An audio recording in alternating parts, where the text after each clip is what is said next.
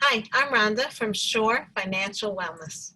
And I'm Carol from Shore Financial Wellness.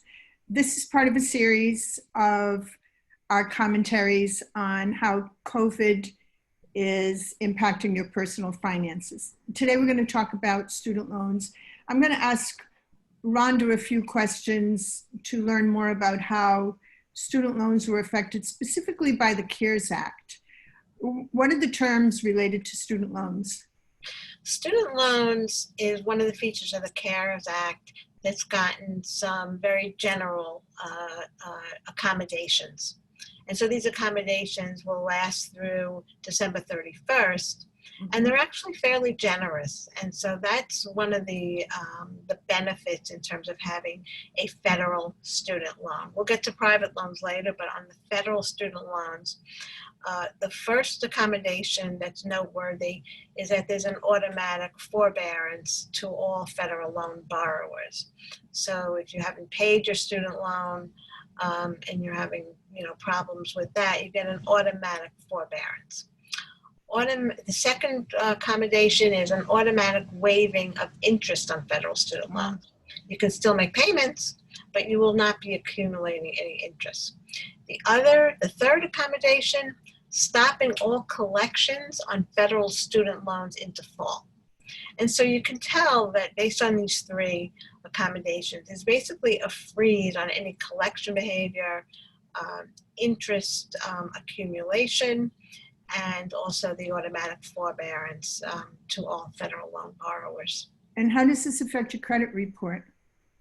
So student loans are considered an installment loan on a credit report.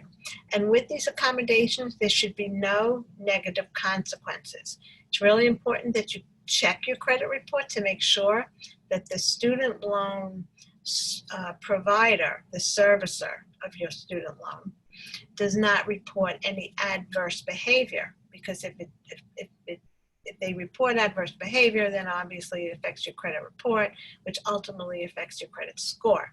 So again, there should be no adverse behavior based on these accommodations. But this is just with federal loans. What about private loans?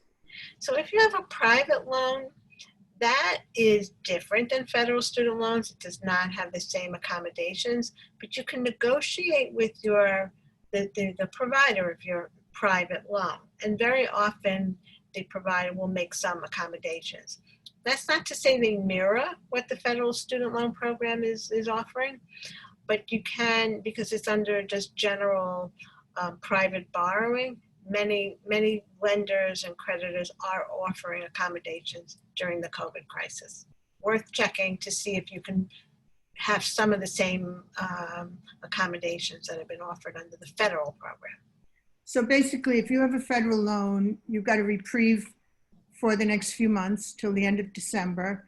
If you pay anything, it goes fully towards the principal, since no interest is being charged.